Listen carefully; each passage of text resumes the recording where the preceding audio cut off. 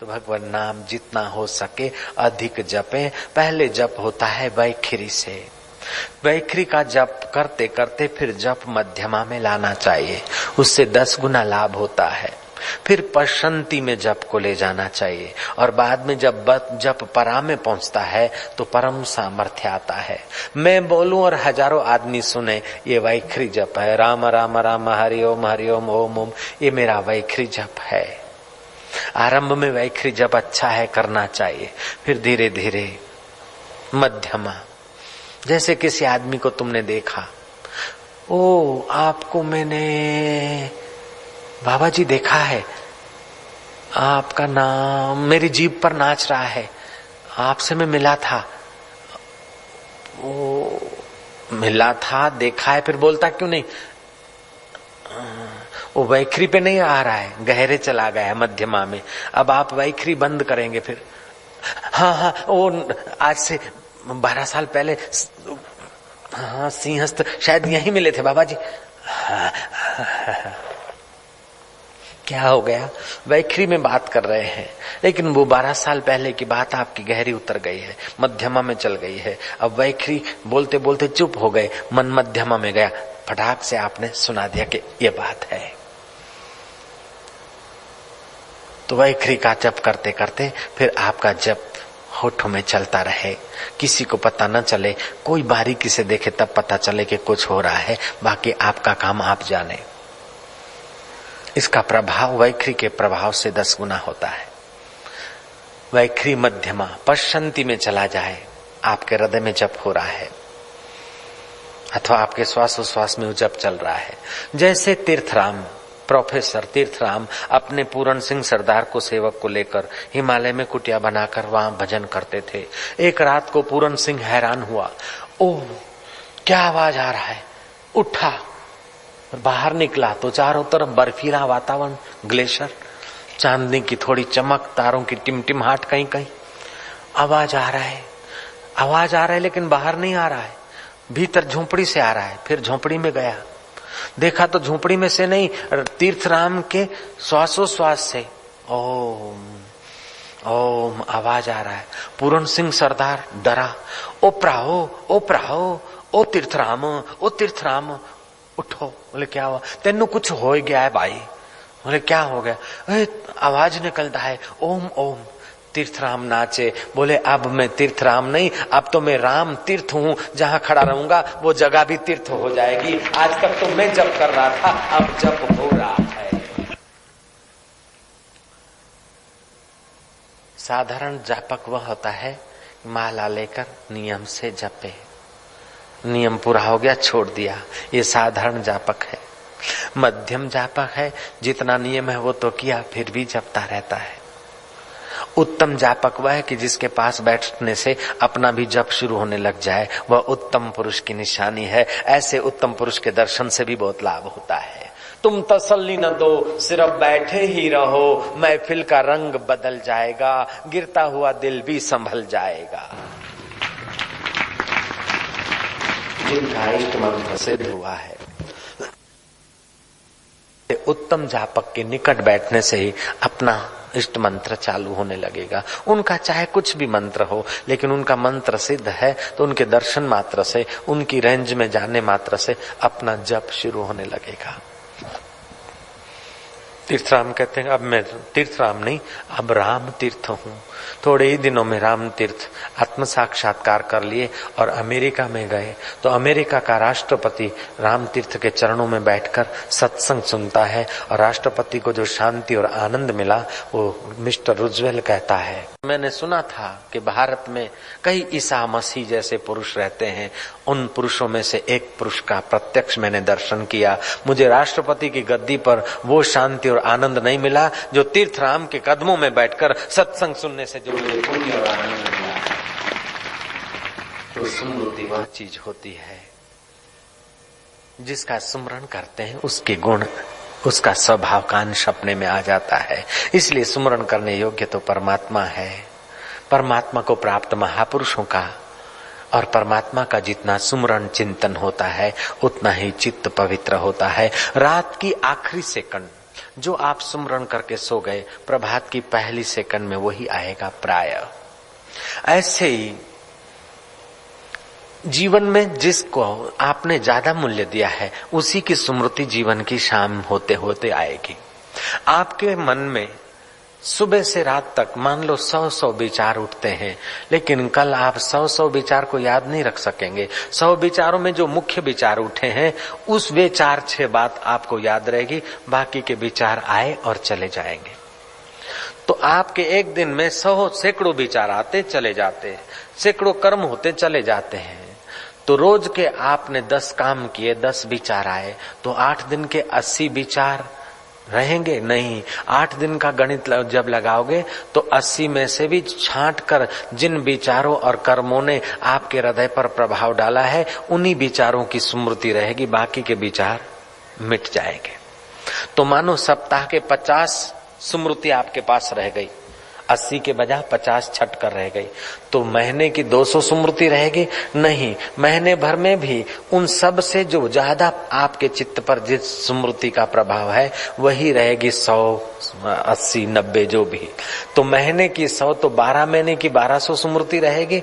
नहीं, 12 महीने की छांट छूट के फिर जो 50-100 रहने वाली वो रहेगी। ऐसे साल में 50-100 स्मृति आप रख सकते हैं, तो 60 साल जिए तो क्या 6000 स्मृति रहेगी 60 साल की? नहीं, उसमें से भी छट कर भी जिन स्मृतियों में ज्यादा प्रभाव डाला है वही 5-25 स्मृति रहेगी, और उन 5-25 स्मृतियों में अंत समय में जिसका ज्यादा प्रभाव होगा उसी की स्मृति रहेगी, और ऐसी ही गति होगी। इसलिए ज्यादा में ज्यादा प्रभाव भगवान की स्मृति रखने का कृपा करना और स्मृतियों को झाड़ देना।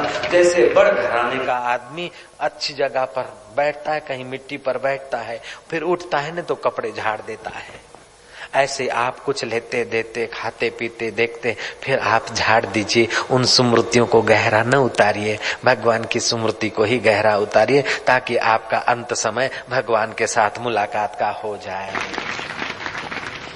और बाकी की स्मृतियों को मिटाने के लिए सुहागा घुमाने की एक टेक्निक भी है। जो कुछ काम तुमने किया दिन भर में, शाम को रात को उस पर सुहागा घुमा दो। काम करने की शक्ति उस परमात्मा की सत्ता से आई, हाथ पैरों से किया है, उसका फल सुख या दुख मिला, आया और गया, लेकिन मेरा राम तो रहा। उसी की स्मृति में सारे काम को समेट लो। लोग बोलते भगवान का ध्यान नहीं होता है, भजन नहीं होता है, क्या करें? भजन हो तो मन लगे तो भजन करे।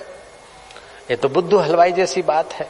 बुद्धू हलवाई गया था तैरना सीखने के लिए, स्विमिंग पूल में गया था तैरना सीखने के लिए। वो मास्टर ने धक्का मारा, तैरना सिखाने के लिए पानी में ले गया। पानी में गया तो हाफू धाफू करा, थोड़ा नाक में पानी घुस गया, थोड़ा मुंह में, थोड़ा कान में, आंख में पानी बाहर निकला। उसने कसम खाई, हाथ पे पानी लिया, जब तक मैं बराबर तैरना नहीं सीखा तब तक पानी में कदम रखे वो 2 बाप का बेटा हो। जब तक ठीक से तैरना नहीं सीखा तब तक मैं पानी में पैर नहीं रखूंगा।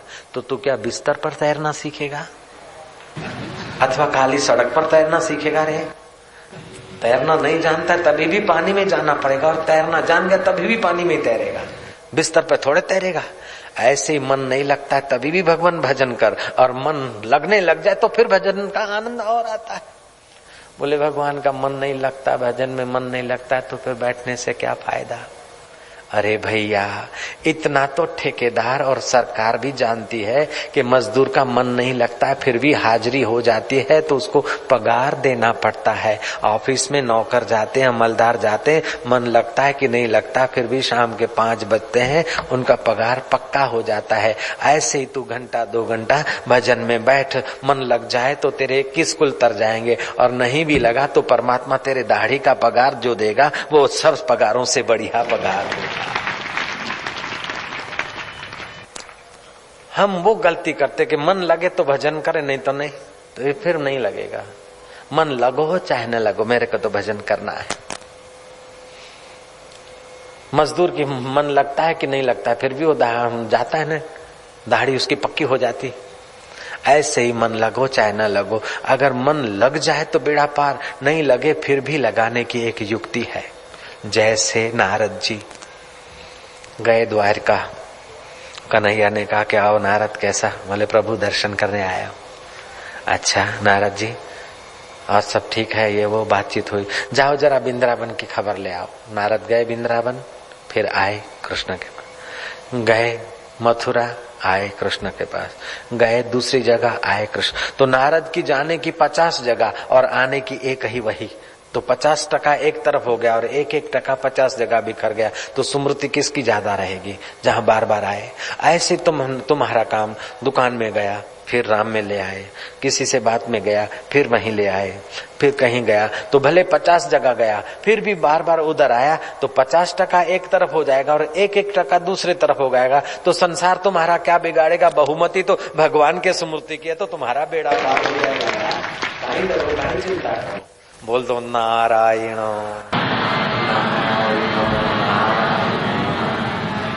ये सत्संग की बात, स्मृति की बात खास आदमी के लिए मैंने बताई। अब जो साधक है, जिसको संत समागम मिल गया है, कीर्तन करते करते संक्रामक वाइब्रेशन मिल गए, तो उनकी कुंडली शक्ति जागृत हो जाती है। फिर ध्यान करते करते उनकी अंदर की यात्रा होने लगती है। फिर उनको स्मृति या जप करना नहीं पड़ता है, होने लगता है। मूलाधार केंद्र रूपांतरित होता है तो उन्हें निष्कामता की, आनंद की और सत्य संकल्प की शक्तियां प्राप्त होती है। स्वाधिष्ठान केंद्र रूपांतरित होता है तो उस साधक को दादुरी सिद्धि प्राप्त होती है। ऐसे ही मणिपुर केंद्र विकसित होता है तो अलग अलग योग्यताएं उसकी बढ़ती है। न देखे सुने गीत उसके अंदर से गूंजने निकलते। जिस शास्त्र को उसने पढ़ा नहीं, उसको फक्त थोड़ा सा देख ले, शास्त्र का रहस्य प्रकट होने लगता है। ये जब कुंडलनी शक्ति जागृत होती है तो साधक को ऐसा अनुभव होता है। ऐसा कोई संत मिल जाए और वो कुंडलनी शक्ति जागृत कराने की तत्परता किसी साधक को हो जाए, जैसे रामकृष्ण ने नरेंद्र पर संप्रेक्षण शक्ति बरसाई थी, आनंदमयी माँ किसी खास भक्त या संत या साधक पर अपनी कृपा बरसाती थी, ऐसे ही मेरे एक परिचित महापुरुष थे, वो भी ऐसे संप्रेक्षण शक्ति बरसाते थे। वो शक्ति बरसाने वाले पुरुष गिने गिनाए होते हैं। इस समय भारत में 8-10 महापुरुष ऐसे हैं जो अपना सामर्थ्य से दूसरे की आध्यात्मिक शक्ति, आध्यात्मिक यात्रा शुरू करा दे। वे शक्ति महापुरुष 4 प्रकार से बरसाते हैं। एक तो दृष्टि से, दूसरा संकल्प से। हजारों माइल दूर है उनका भक्त शिष्य और पात्र है, साधन भजन करता है लेकिन मन लगता नहीं, गुरु को पुकारता है, गुरु अपना कर देते हैं। गुरु नानक में ये योग्यता थी।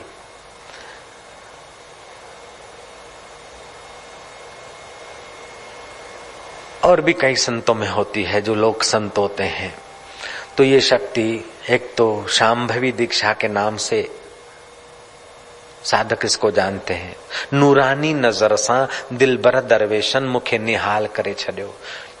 निगाहों से वो निहाल हो जाते जो फकीरों की निगाहों में आ जाते हैं। वैसे जो फकीर हैं, कबीर जैसे, वया जादूहणी मुझे जिय में जोगी, तिन सामिन खेत संभारिया थी, करे याद उनन जी रहमत खे, मां वर वर ओडऊ निहारिया थी। जादू लगा देते हैं, वो अपनी संप्रेक्षण शक्ति बरसाते हैं। कीर्तन कराते कराते, सत्संग करते करते अपनी निगाहों के द्वारा अपनी कृपा बरसा देते हैं। आम आदमी को पता भी नहीं चलता, लेकिन उसको स्वाद और रंग दोनों ही मिल जाता है। भक्ति का रंग मिल जाता है और हरि नाम का स्वाद मिल जाता है। ऐसे पुरुषों की महफिल में आम आदमी, साधारण आदमी भी बेमाप लाभविंत हो जाता है। ऐसे पुरुष अभक्त को भक्त बना देते हैं, नास्तिक को आस्तिक बना देंगे, डाकू को सज्जन बना देंगे और सज्जन को भगवान का प्यारा स्नेही बना देंगे। ऐसे पुरुषों की महफिल में बैठना ही पर्याप्त हो जाता है। ऐसे पुरुष अगर तसल्ली न दे, केवल उनकी रेंज में उनकी निगाहें पड़ती हो, उतनी रेंज में हम बैठे रहें, तभी भी हमारा मन पवित्र होने लगता है। तुम तसल्ली न दो, सिर्फ बैठे ही रहो, महफिल का रंग बदल जाएगा, गिरता हुआ दिल भी संभल जाएगा। मीरा के पास वो शक्ति थी। रहीदास के पास वो शक्ति थी। अगले जन्म की यात्रा थी रहीदास की। मीरा के पास वह शक्ति थी। तानसेन को बुलाया अकबर ने। ताना, मैंने सुना है मीरा की महफिल में कोई भी जाता है झूमने लगता है, क्या बात है, ऐसा हो सकता है? ताना बोलता है हो सकता नहीं महाराज, होता है राजाधिराज। मैंने सुना है कि मीरा की महफिल में लोग अपना बड़प्पन छोटापन भूल जाते हैं और कोई नूरानी नूर की प्यालियां पी लेते हैं। संसार की सुध बुध उनको पता नहीं चलता समय का भी। क्या ऐसा मीरा के पास जादू है? ऐसा हो सकता है? बोले राजाधिराज होता है, हो सकता नहीं, होता है। मैंने सुना है मीरा भाव विभोर होकर गाती है या जो बोलती है, लोग बस हाथ जोड़कर झेल ही लेते हैं। जैसे चातक स्वाति नक्षत्र की बूंद की इंतजार करते हैं, ऐसे लोग मीरा के वचनों की पदों के इंतजार करते हैं। क्या इतनी प्यास हो सकती है उस महिला की वाणी में और दर्शन में? ऐसा हो सकता है? तानसेन कहता है कि राजन होता है। अकबर बोलता है मुझे चलना है, मुझे देखना है। ये देखना है तो महाराज तुम राजाधिराज होकर चलोगे मेवाड़ में तो मीरा की महफिल को ठीक से नहीं देख सकोगे। मीरा की महफिल का आनंद पाना है तो मीरा के चरणों में जैसे वैष्णव जाते हैं, भक्त जाते हैं, ऐसे ही लबास साधु साध्वी और साधकों का लबास पहनकर चलना पड़ेगा। ये ताज मुकुट लेकर बैठोगे तो फिर काम नहीं चलेगा। ठीक है, तारीख तय हो गई। दोनों ने वेश बदला है। तानसेन ने और अकबर ने वैष्णव वेश, वैष्णव पगड़ी पहनी है, वैष्णवों का तिलक किया है, वैष्णवों का सहवेश बनाया है। मैं आपको एक बात स्पष्ट करना चाहता हूं। आप 10 तंबूरे मंगाइए, 9 आदमी एक कमरे में बैठकर तंबूरे बजाएं। 10वां तंबूरा दीवार के सहारे ऐसे ही खड़ा कर दीजिए और परीक्षण कीजिए। 9 तंबूरे बज रहे हैं, 10वें तंबूरे को कोई छू नहीं रहा है, फिर भी उसकी जो तार है ना वो वाइब्रेट होती है। जयराम जी बोलना पड़ेगा। जब 9 तंबूरे बज रहे हैं तो 10वां तंबूरा बिना बजाए बजता है। तो मीरा की महफिल में सैकड़ों तंबूरे डोल रहे हैं तो ये 2 तंबूरे चुप कैसे बैठेंगे? ये 2 तंबूरे भी डोलने लग गए। पहले तानसेन रूपी तंबूरा गूंजा डोला और बाद में अकबर रूपी तंबूरा भी मीरा की महफिल में डोलने लगा। गौरांग की महफिल में भी ऐसा होता था और नरसिंह मेहता के संग में और तुकाराम के संग में भी लोग संप्रेक्षण शक्ति से आंदोलित होने लगते थे। ऐसे पुरुष जब भी समाज में आते हैं, समाज का रंग बदल जाता है। कब कभार ऐसे पुरुष होते हैं, आते हैं। मीरा की महफिल में ये 2 तंबूरे डोलने लग गए। बड़ा आनंद आया, बड़ी मस्ती आई। मीरा का सत्संग कीर्तन पूरा हुआ। लोगों ने प्रणाम किया ठाकुर जी को, मीरा जी के चरणों में, और ठाकुर जी के चरणों में लोगों ने भेंट पूजा रखी। कुछ लोग तो ऐसे उदंड होते हैं कि अपने को बड़ा त्यागी मान लेते, अपने को बड़ा भक्त मान लेते हैं। सत्संग की जगह पे आएंगे, ठूंठ जैसे बैठ जाएंगे और सत्संग सुनकर निगुरे जैसे उठ के चल देंगे। उनको पता नहीं कि शास्त्र की क्या मर्यादा है। तू चाहे कितना तपस्वी है, कितना जोगी है, लेकिन सत्संगकर्ता के आगे तू अभी बालक होकर बैठ तो तुझे लाभ होगा। बड़ा अकड़ू होकर बैठेगा तो तू सत्संग का अनादर करने का पाप सिर पर ले जाएगा। अकड़ू होकर उठ के चला जाएगा तो सत्संगकर्ता का और भगवान की वाणी का अनादर करने का तुझे पाप लगेगा। सुखदेव जी सत्संग कर रहे हैं और उस सत्संग में अगर देवता आ जाते तो सिर झुका के बैठते हैं, और व्यास जी भी आए हैं तो सुखदेव जी को नमन करके फिर बैठेंगे। जय राम जी की। हे राम जी, सत्संग करता सबसे उत्तम माना जाता है। व्यासपीठ का महत्व है। चाहे बीसी लड़का है लेकिन न्यायाधीश हुआ है, और वो चाहे ब्राह्मण है वकील, फिर भी वकील मिल लौट करके बात करता है। तो जो लोग आवारा की नाई कथा में आते हैं और आवारा की नाई उठ के चल जाते हैं, ऐसे लोग अभागे रह जाते हैं संप्रेक्षण शक्ति के उस पुण्य प्रभाव से। मीरा के कीर्तन सत्संग में ये 2 आए थे राजवी पुरुष, लेकिन जब कीर्तन सत्संग पूरा हुआ तो जैसे सब लोगों ने आदर सहित मीरा को नमन किया, ठाकुर जी को, मीरा को, ऐसे अकबर का भी वारा आया। अकबर नमन कर रहा है, सोचता है कि जो एक प्याला शरबत पिलाता है उसको भी कुछ न कुछ इनाम दे देता हूँ। मीरा ने तो रूहानी प्याला पिलाया है, निगाहों का प्याला पिलाया है, इस देवी को मैं क्या दूं?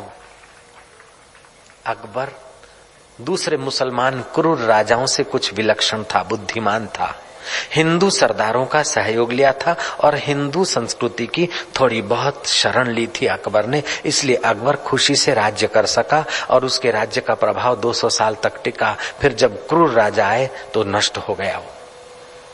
भारतीय संस्कृति की जिसने भी शरण ली है उसका हृदय पवित्र हुआ है, उदार हुआ है और किस समय क्या करना ऐसा उसने समझा है, जिसने थोड़ा बहुत भी संस्कृति का अध्ययन किया है।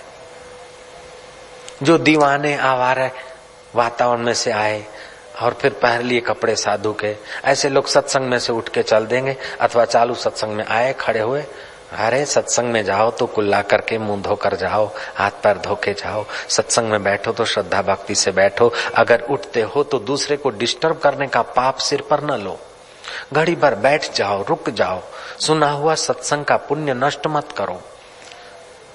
इस नियम को अगर कोई समझता है तो उनको संप्रेक्षण शक्ति और संक्रामण शक्ति का पूरा फायदा मिलता है। अकबर ने प्रणाम किए और मोतियों की माला जो राजवी माला थी मीरा और ठाकुर जी के वहां रख दी। मीरा की महफिल में भक्त आते थे, ऐसी बात नहीं। विक्रम राणा ने सीआईडी भी नियुक्त किए थे, जासूस भी लगे थे। जासूसों ने देखा कि मोतियों की माला रखने वाला ये वैष्णव दिखता वैष्णव है लेकिन कोई राजा होगा। जासूसों ने पीछा किया, तानसेन को पहचाना, अकबर को पहचान लिया, जासूसों को मिल गया सोर्स। विक्रम राणा वैसे ही मीरा पर नाराज था, मीरा के लिए गंदी बातें अफवाह पैदा करता था।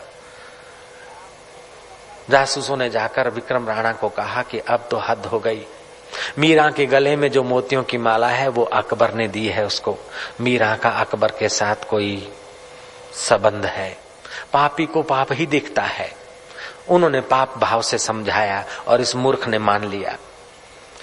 ले आया मयान, हाथ पछाड़ते पछाड़ते मीरा के खंड में आया, मयान में से तलवार निकाली और मीरा को ललकारता है कि हे भावे, अब तुम मेवाड़ की धरती पर एक दिन भी नहीं रह सकते।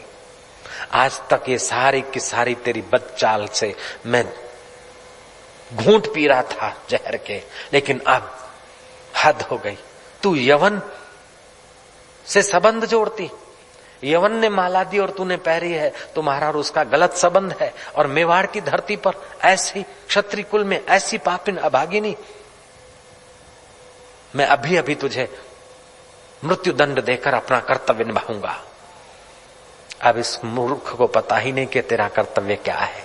जयराम जी की कर्तव्य है कि सत्य को खोजे, लेकिन मीरा ने वो डांट सही मीरा के चित्त पे प्रभाव नहीं पड़ा, क्योंकि मीरा के चित्त में प्रभु स्मृति का प्रभाव था। जिसके चित्त में प्रभु स्मृति का प्रभाव होता है, जगत की धाक धमकी का प्रभाव उसके चित्त पर टिक नहीं सकता। हमें रोक सके, हमें दबा सके, हमें डरा सके, ये जमाने में दम नहीं, हमसे जमाना है, जमाने से हम नहीं। प्रहलाद को त्रिलोकी का स्वामी दबा रहा है, डांट रहा है, लेकिन प्रहलाद भयभीत नहीं होता है। आज जरा जरा बात में हम भयभीत हो रहे क्योंकि भगवत स्मृति नहीं है इतनी जितनी होनी चाहिए। जयराम जी बोलना पड़ेगा। इतना नन्हा सा प्रहलाद और त्रिभुवन का स्वामी बाप हिरण्याकश्यप हो। विभीषण को रावण डांटता है, विभीषण पर असर नहीं पड़ती। यक्ष गंधर्व किन्नर देव दानव मानव, मैं रावण एकमेव अद्वितीय, ऐसे रावण का प्रभाव विभीषण पर नहीं पड़ता है, क्योंकि विभीषण के दिल पर राम नाम का प्रभाव है। आपके चित्त में भी भगवत स्मृति का ऐसा प्रभाव हो कि मृत्यु भी आए तो आप उसके सामने आंख लड़ाओ के ए मौत, तू किसको डराती, तू मुझे नहीं मार सकती, तेरा अधिकार शरीर पर है, मुझ पर नहीं। मुझ पर अधिकार तो मेरे राम का है, मेरा राम मेरा है, मैं राम का हूं, तेरा इधर क्या काम है। हरिओम हरिओम हरिओम। अभयम सत्व संशुद्धि ज्ञान योग व्यवस्थित। ज्ञान योग में व्यवस्थिति करो, स्थिति करो। कब तक सुकड़ते गुगड़ते रहोगे। ए चाहे तू सुख दे दे, फलाना सेठ तू दे दे, हे फलाना तू दया कर दे। भगवान का दास होकर फिर औरों का दास होते हुए तेरे को लज्जा नहीं आती? मुर्दे को प्रभु देत है कपड़ा लकड़ा आग, जिंदा नर चिंता करे तिसके बड़े अभाग। चिंता करनी तो इस बात की कर कि दिल में दिल भर छुपाए, उसका साक्षात्कार कब होगा। रोटी की चिंता कब तक करेगा, बिस्तर की चिंता। जंगल में है तुझे मंगल, जो होए तू फक्कड़, होए तू फक्कड़ दिल की छोड़े अक्कड़। खिदमत तेरी सब करेंगे जो अहम के छोड़ी अक्कड़। सरल स्वभाव न मन कटुलाई, यथा लाभ संतोष सदाई। भगवान का भक्त होकर टुकड़े की फिक्र, भगवान का भक्त होकर निमक आटा दाल की चिंता, भगवान का भक्त होकर मेरे बेटे का क्या होगा, मेरी बेटी का क्या होगा। अरे जिस समय उसकी मंगनी होगी हो जाएगी, शादी होगी हो जाएगी, तू प्रयत्न कर लेकिन चिंता मत कर। जयराम जी की मयान में से तलवार निकाली, मीरा के हृदय में कोई भय नहीं। मीरा गर्दन नीचे करके खड़ी है। उस पापी ने क्रोध में मयान में से तलवार तो खींच ली, दोनों हाथ से तलवार ऊपर तक तो खींच ली। अब बस नारियल बधेरना ही है, धड़ाका ही करना है। लेकिन मारने वाले से बचाने वाला बहुत नजीक होता है। जयराम जी तो बोलना पड़ेगा। जैसे वो छाप खाने की मशीन होती है ना छोटी सी, ठप ठप ठप ठप करती है, वो ठप करके ऊपर गई, उस समय तुम फ्यूज निकाल दो तो ऊपर ही रह जाएगी। ऐसे ही जिसकी सत्ता से हाथ ऊपर उठे हैं, वो भगवान तो जानता है कि मीरा निर्दोष है। हाथ ऊपर उठे, अब हाथ नीचे झुकने के लिए भी तो करंट तो चाहिए। वहां करंट सिस्टम को ब्रेक लगा दिया परमात्मा ने, हाथ ऐसे ही रह गए, अब नीचे उतरते नहीं। अब क्या हुआ, हाथ खड़ेश्वरी हो गए एकदम, कांपने लगा। मीरा तू मुझे माफ कर, मेरे को कुछ हो गया। मीरा बोलती कि प्रभु इतनी सजा क्यों देते हो, माफ करो ने इनको। जिसने दिया दर्द दिल उसका खुदा भला करे, आशिकों को वाजिब है कि यही फिर से दुआ करे। जिसने दिया दर्द दिल उसका खुदा भला करे। मीरा के हृदय में भगवान का चिंतन है, तो जैसे भगवान उदार होते हैं ऐसे मीरा शत्रु के प्रति भी औदार्य का व्यवहार करती है। जो सिर काट रहा है उसके हाथ रुक रहे हैं, वो कहता है कि मीरा ये क्या कर दिया तूने। बोले मैंने कुछ नहीं प्रभु, क्षमा कर दो इनको। विक्रम राणा तलवार नीचे रखता है, मीरा के कदमों में गिरता है। भगवान नाम की स्मृति, भगवान नाम का ध्यान क्या नहीं कर सकता है। लेकिन ये कोई भगवत नाम की पराकाष्ठा नहीं है कि तलवार रुक गई या मुर्दा जिंदा हो गया या राह शब्द का राह बोलने से। ये कोई भगवान नाम की पराकाष्ठा नहीं है। वही उसकी तो पराकाष्ठा का कोई अंत ही नहीं। जय राम जी की। अजब है राज इस मोहब्बत के फंसाने का, जिसको जितना आता है गाए चला जाता है। आज के सत्संग से हमें इन 4 बातों का खूब खूब ध्यान करना चाहिए कि भगवान का चिंतन हो, सुमरण हो, ध्यान हो, और भगवत तत्व के लिए ही हमारी अंतःकरण की निष्ठा या स्मृति दृढ़ रहे। बाकी की स्मृति आए, ध्यान में बैठे हो इधर उधर की स्मृति आएगी, कहना हरि ओम तत्सत और सब गपसप अगड़म तगड़म छुआ, फिर भी आएगी तो 50 आ जाए, फिर भी 50 जगह जाते जाते भी एक जगह ऐसी रखो कि 50 बार हो जाए। और एक इस बात पर भी हमारा ध्यान आज की कथा ने खींचा कि चाहे मन न भी लगे फिर भी भजन करने से बदला तो मिलता ही है। नारायण नारायण नारायण बोलो ना, नारायण नारायण नारायण। हरि हरि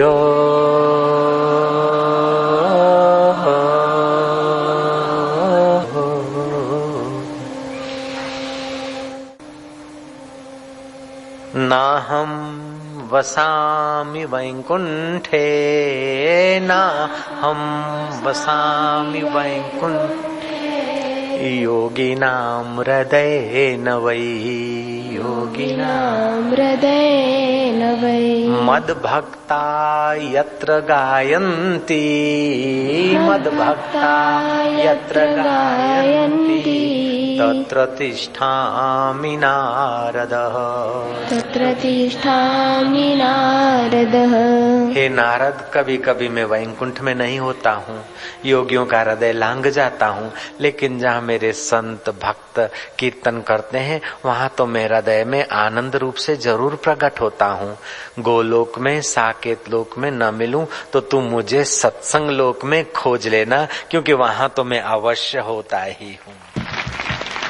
हे नारद, गिरी गुफा में तो कोई विरला जोगी धारणा ध्यान समाधि करके आनंद पाता है, लेकिन जहाँ संत सभा होती है न, वहाँ तो हर दिल में ऐसे ही आनंद छलका देता। जीव को अहंकार दुख देता है, ये घर मेरा, बेटा मेरा, ये ईश्वर की गरिमा नहीं जानता, इसलिए जीव अपना अहंकार ऐंठ लेता है। आंख देखती, अहंकार बोलता मैं देखता हूँ, कान सुनते बोलता मैं सुनता हूँ, जीव चखती बोलते मैं चखता हूँ, मन सोचता बोले मैं सोचता हूँ, बुद्धि ने निर्णय किया बोले मेरा निर्णय है। सब फालतू भर दिया उसने अहम में, मैं तो फिर बकरा बनेगा, मैं करता रहेगा। गीता के एकादश श्लोक के पाठ से, भगवान नाम के कीर्तन से, साधु पुरुष के दर्शन से करोड़ों तीर्थों का फल होता है। गीताया श्लोक पाठेन गोविंद स्मृति कीर्तनात् साधु दर्शन मात्रेण तीर्थ कोटि फलम लभेत। तो साधुओं के साधु श्री कृष्ण कह रहे हैं कि 4 विद्या गीता की तुम समझ लो, केवल 4। अभय विद्या, जीव को मरने का भय लगता है, वासांसी जीर्णानि यथा विहाय कह के भगवान ने अभय विद्या का संदेश दिया गीता में। देह पड़ेगा, देह मरेगा, तुम थोड़ी मरते हो। जैसे कपड़े बदल देता है आदमी, ऐसे ही शरीर बदल दिया तो क्या हो गया।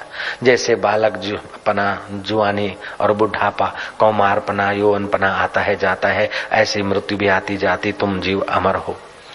इससे मृत्यु का भय हटाती है विद्या। राग द्वेष से अशांति होती है चित्त में, साम्य विद्या से राग द्वेष हटता है। और बेवकूफी से मेरा मेरा करके ये जीव अहंकार करता है, और अहंकार कड़ा होता है, कड़े को ठेस लगती है। एक महात्मा से राजा ने पूछा कि बाबा तुम 80 साल के बूढ़े हो गए, बताओ आपके जीवन का अनुभव क्या है। महात्मा ने मुंह खोल के दिखा दिया, चौकटे तो थी नहीं। बोले जो कड़े कड़े थे वो सब भाग गए, और जो मुलायम है वो जीव अभी पड़ी है। जो उल्टा है ना वो सब नहीं टिकता है, जो सत्य वो टिकेगा। जो कड़ा कड़ा है ना, वो दांत को ठोसा मारो कड़ा है ना, उसको लगता है, जीव को क्या लगेगा। ऐसे जो मैं करता है उसी को जन्म मरण और नरक स्वर्ग लगता है, जिसको मैं नहीं उसको क्या लगेगा। ये मेरे जीवन का अनुभव है। दांत कड़े कड़े थे, बोले देखो नहीं रहे, और जीव मुलायम है तो अभी तक मौजूद है। ऐसे ही जो कड़ापन है ना, मैं वो टिकता नहीं। चाहे धन का मैं हो, चाहे कुर्सी का मैं हो, चाहे भूतपूर्व का मैं हो, चाहे वर्तमान का मैं हो, लेकिन वो मैं टिकता नहीं है। लेकिन मैं का जो मूल स्वरूप मेरा स्वरूप है वो कभी मिटता नहीं है। मिथ्या मैं टिकता नहीं और असली मैं मिटता नहीं। ये राज विद्या, गुह्य विद्या गीता ने बताई। ईश्वर विद्या, ईश्वर की गरिमा देखे बिना ही जीव अपनी गरिमा थोप लेता है। अगर थोड़ा सा भी विचार करे तो न सत्ता का मैं टिक सकता है, न सौंदर्य का मैं टिक सकता है, न धन का मैं टिक सकता है, न विद्या का मैं टिक सकता है, न सिद्धाई का मैं टिक सकता है। सिद्धाई भी उस अनंत में से आई, सत्ता संभालने की मति भी उस अनंत में से तुमने ली। करोड़ों मतियां जिसकी सत्ता ले लेके पैदा हो के लीन हो जाती है। एक बुखार आ जाए तो तुम्हारी स्मरण शक्ति छू हो जाती है। एक इनकम टैक्स का छापा पड़ जाए तो सेठ का सेठपना गायब हो जाता है। इसमें मैं क्या करे। तो ईश्वर विद्या से अहम विद्या, अहम दूर हो जाता है। अपने से छोटों के बीच रहने से बेवकूफी बढ़ जाती है, और अपने से ऊंचे पुरुषों का बार बार संग करने से बेवकूफी भाग जाती है और ज्ञान सच्चा प्रकट होता है। ये जो अभी सादे सूदे कपड़े में बैठे ना, उनको आप गुजरात में मैंने कई बार देखा, जब जाते उद्घाटन करने लोग तलवार पार्टी खेलते हैं, पुलिस की गाड़ियां होती है, जय घोष करते हैं, मोती बापू, अमरापुर का बापू, कृष्ण बापू, विठल बापू, इनका तो जय जय खूब करते हैं, लेकिन वो जय जय में उलझे नहीं, इसीलिए यहाँ आए सुलझने के लिए। नहीं तो कई लोग इस बापू की जय जय में ही बापू हो गए। जय राम जी की। मानपुरी है जहर की, खाए सो मर जाए, चाह उसी की राखता वो भी अति दुख पाए। किसी की सरलता हम अपनी विशेषता समझ लेते हैं, किसी की मूर्खता हम अपनी विद्वता समझ लेते हैं, किसी की दरिद्रता हम अपना धनाढ्यपना समझ लेते हैं, किसी का कुरूप हम अपना स्वरूप समझ लेते हैं, किसी की नासमझी के आगे हम अपने को समझदार जान लेते हैं। लेकिन सच्ची समझ आने पर सारा पोल खुल जाता है। नारायण बोलो ना, नारायण नारायण। किसी के गृहस्थी पने के आगे हम साधु हैं। ये बेचारे गृहस्थ हम साधु है, वो भोगी है तो हम त्यागी है। अब भोगी की अपेक्षा तू त्यागी है, गृहस्थी की अपेक्षा तू साधु है। लेकिन ईश्वर की सृष्टि में देख तो न साधुपना है, न त्यागीपना है, न भोगीपना है। ये ईश्वर की माया का विलास मात्र है। सार तो एक परमात्मा ही है, बाकी सब उसकी लीला है। जयराम जी तो बोलना पड़ेगा। दुनिया लुंडी क्या जाने, हम तो है ठहरे त्यागी साधु, छटांग भर तो चरस फूंकते बाद में भजन में बैठते।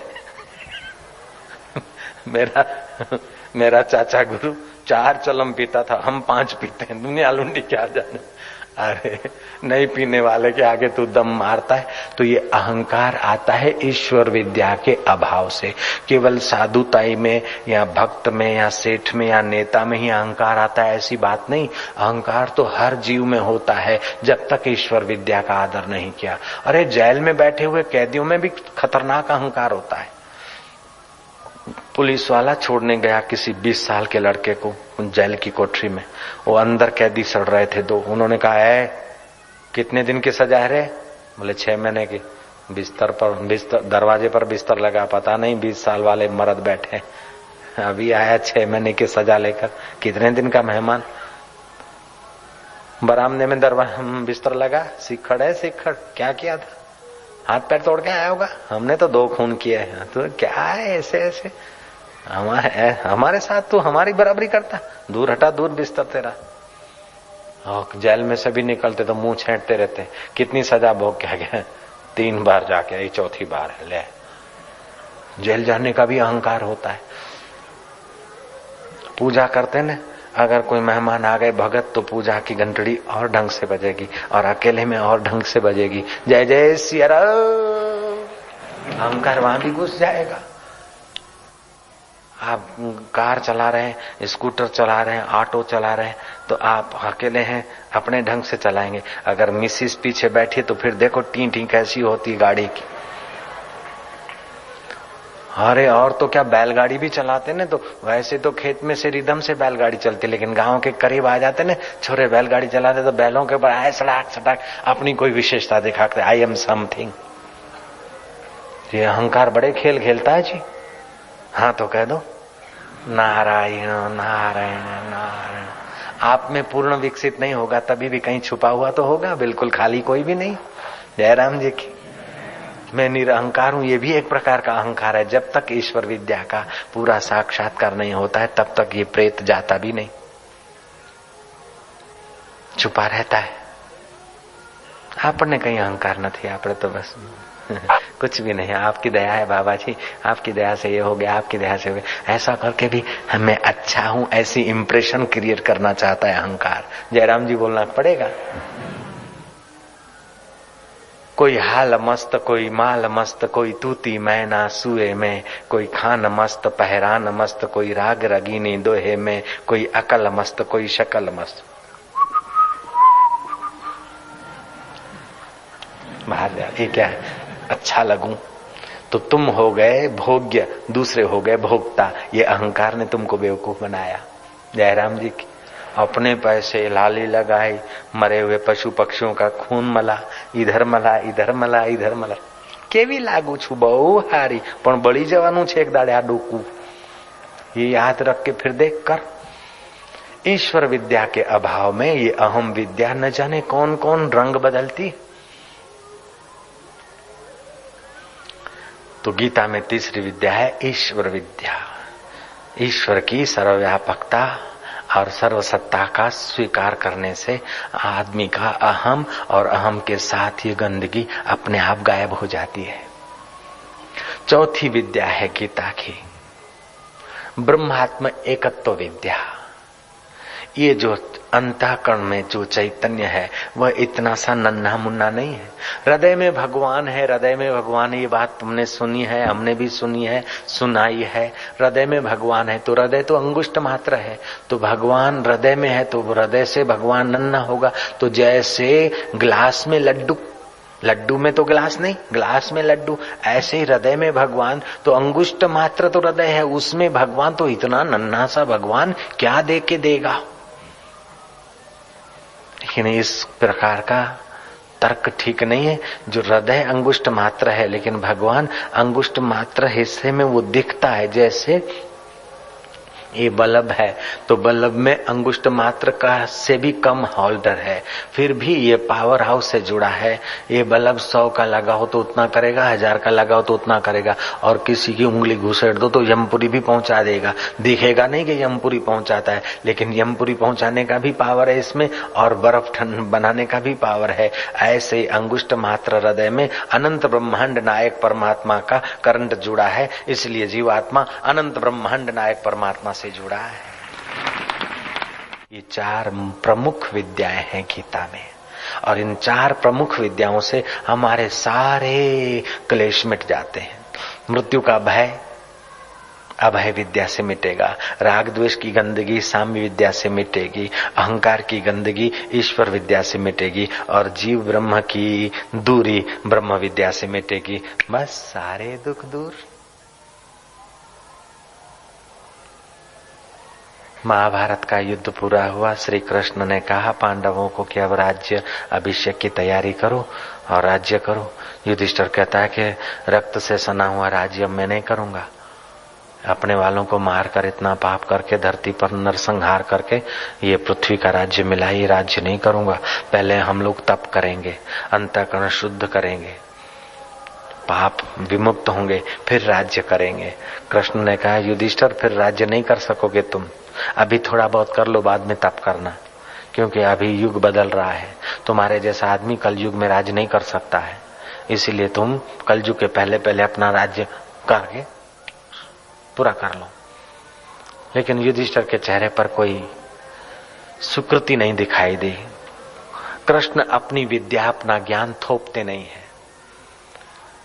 ये अपना सनातन धर्म किसी पैगंबर के द्वारा थोपा गया नहीं है, किसी ईश्वर के पुत्र द्वारा थोपा गया नहीं है। ये सनातन धर्म तो आप्त पुरुषों के अनुभव की एक किताब है, और उन्होंने ऐसा आचरण करके ऐसी अनुभूति करके जी के दिखाया है। और तुमको भी कहते कि तुम करके देख लो, अच्छा लगे तो रखो, नहीं तो मनी बैक गारंटी जैसे होता है ऐसे ही, फिर नहीं तो हमको वापस कर देना।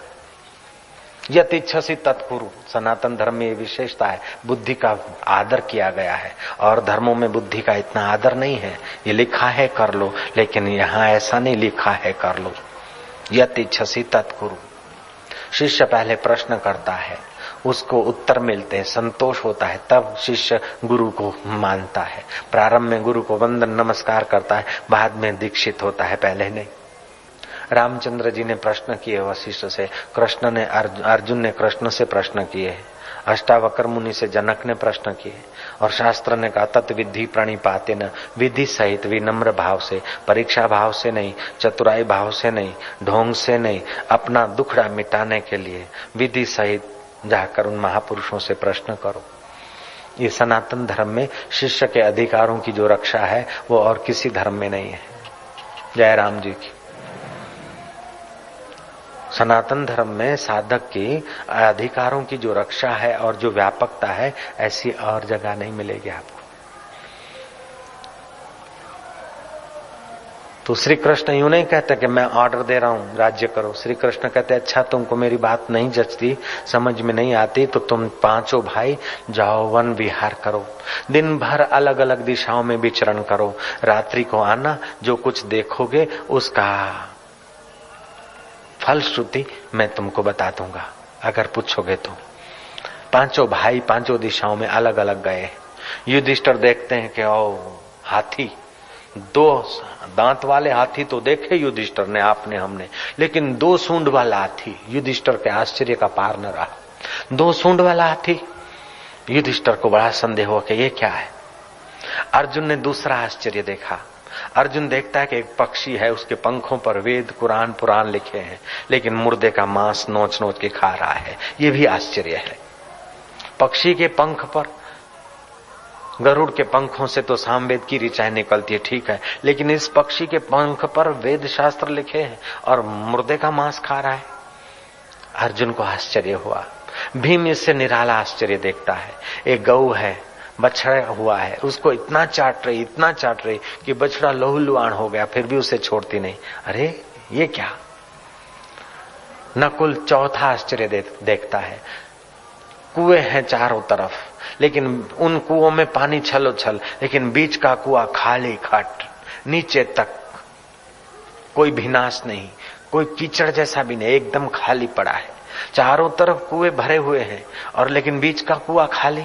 न हो तो सब में पानी न हो, और हो तो कम से कम बीच वाले में तो होना ही चाहिए। बीच वाला कुआं खाली, चारों तरफ के कुएं भरे हुए। और सहदेव ने सबसे परम आश्चर्य देखा कि एक पहाड़ी पर से लुढ़कती हुई एक चट्टान दूसरी चट्टान से टकराती, वो चट्टान भी लुढ़कने लगती है।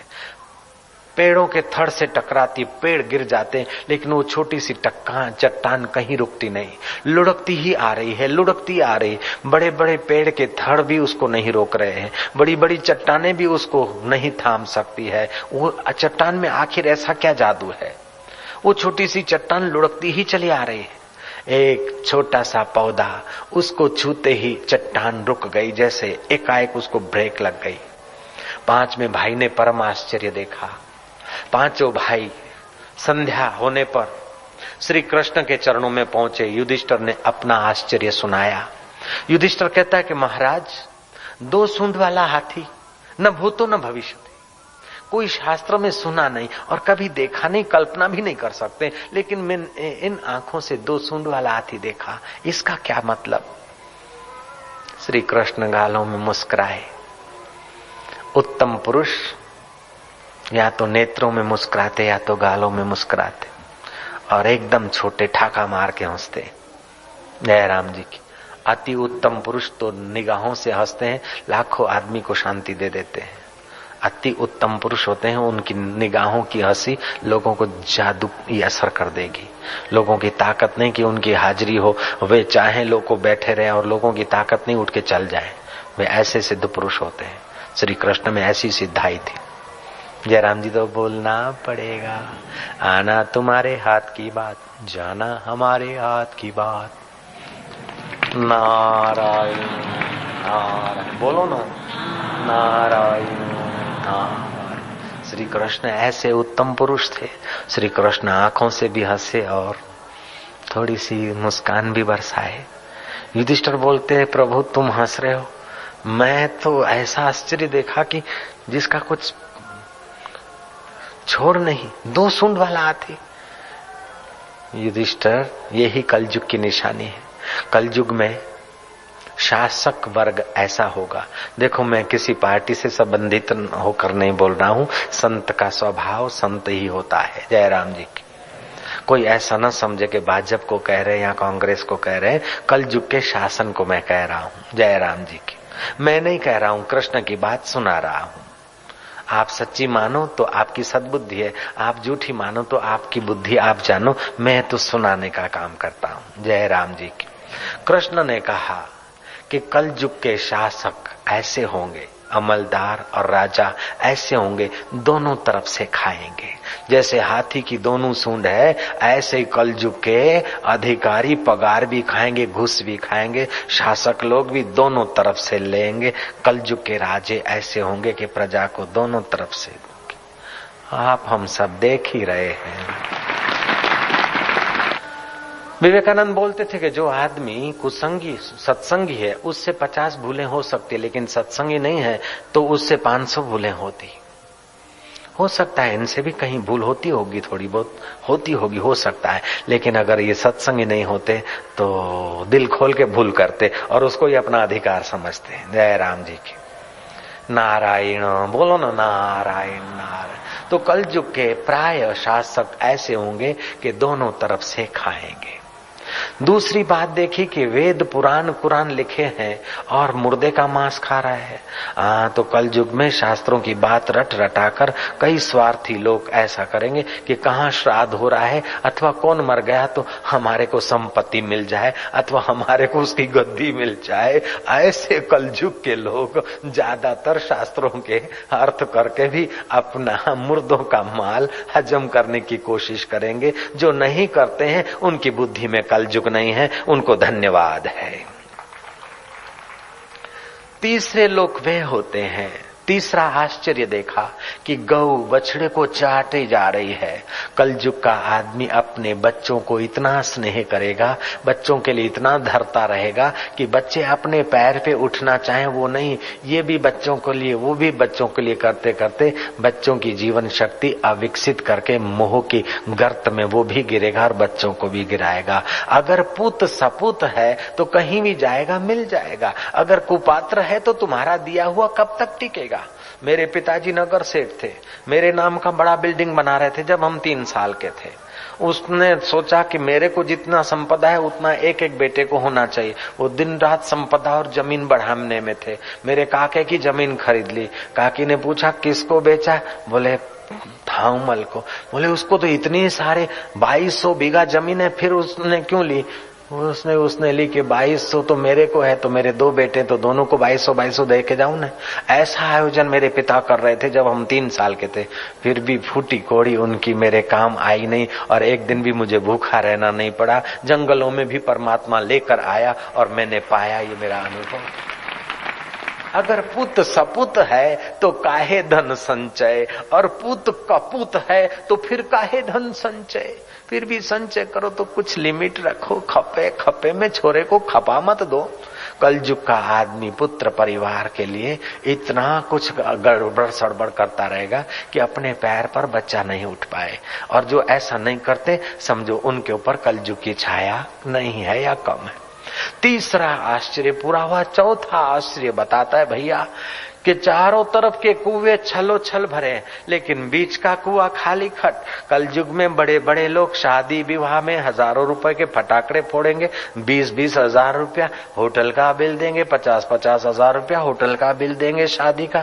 लेकिन पड़ोस में कोई बेचारा भूखा है, लाचार है, मोहताज है, उसके घर में 50 रुपये की वस्तु भी नहीं भेजेंगे। लेकिन शराब और कबाब में 5-5 लाख रुपया शादियों में बर्बाद करेंगे। ऐसे कल युग के मूर्ख लोग होंगे, ऐसा इसका तात्पर्य है। जो लोग ऐसा नहीं करते उनको धन्यवाद है और जो करते हैं वे सावधान भी हो जाएं, ऐसी प्रार्थना है। नारायण नारायण। और शराबे में, शराब कबाब में, डिनर पार्टी में एक थाली का 150 रुपया, 5 सब्जी है और होटल में खाया 150 रुपया एक बराती का। सेठ ने 50,000 का 2 नंबर दे दिया, 25,000 का चेक दे दिया, 1.25 लाख रुपया में हमारा तो फंक्शन हो गया। बाकी दहेज हुआ होगा 500,000। ओ 500,000 माना क्या हुआ? 5 लाख हो गए।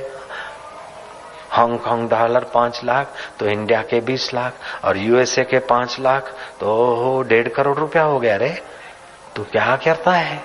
कोई नो भगवान ने दिया है तो खर्चो, भगवान ने दिया है तो सेवा में खर्चो, सत्कर्म में खर्चो। कि शादी विवाह में आग लगा रहे हो, पैसों को फूंक रहे हो, कमाने में पाप और खर्चने में भी पाप, तो फिर पाप का बाप आ जाएगा, दुख, अशांति, नरकों में पड़ेगा, प्रेत होके भटकेगा।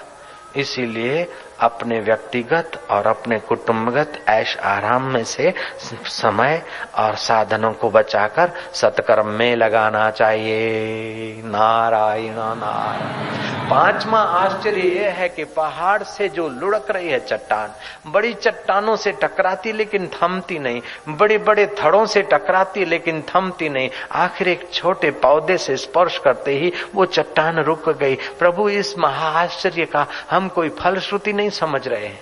भगवान ने कहा कि कलयुग के आदमी का मन लुढ़कता ही जाएगा नीचे को।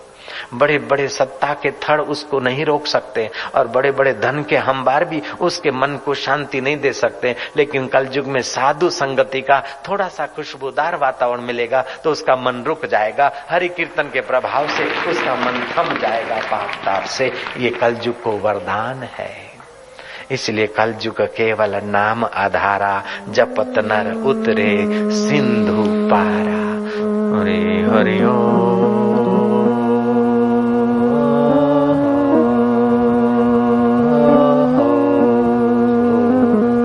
सत्संग सुनकर घड़ी भर बैठा रहना चाहिए, नहीं तो सत्संग का सुना हुआ पुण्य नष्ट हो जाता है। जो लोग बैठे हैं उनके हिस्से बिखर जाता है। चालू सत्संग में आखिरी समय उठना मतलब अपना पुण्य नष्ट करके चला जाना खाली खट होकर। ऐसी कभी गलती नहीं करना चाहिए। किससे कहानी हो तो जाना चाहिए, लेकिन हरिनाम का सत्संग और ध्यान होता हो तो उसका अनादर करके अपना पुण्य नष्ट नहीं करना चाहिए। मधुर मधुर नाम ओम पावन पावन नाम, दिलों का दुल्हारा नाम। मीरा बोले वही नाम हरि, ओम गौरंग बोले प्यारा नाम हरि, ओम पावन पावन नाम।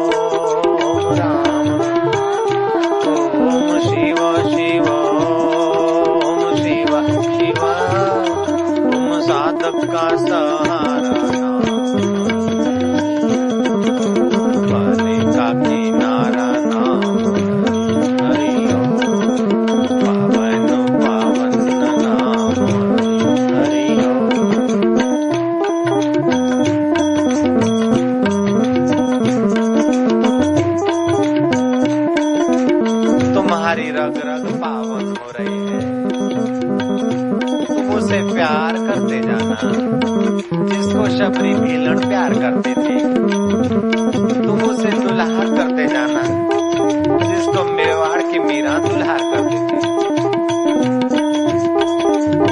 तुम अपने हृदय के आनंद को, अपने दिल के दिलबर को जागृत करते जाना।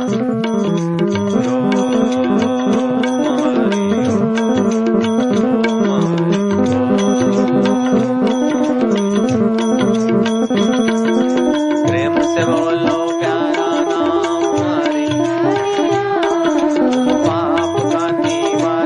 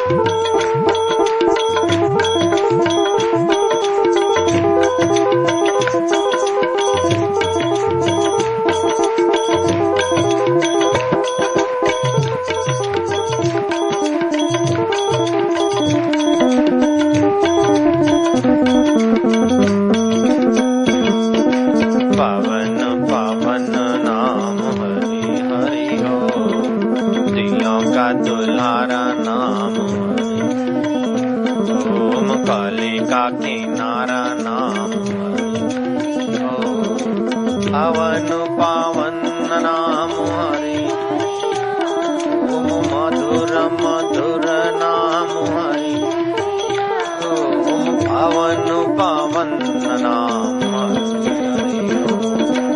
दिलों का दुल्हारा नाम हरि हरि बोल।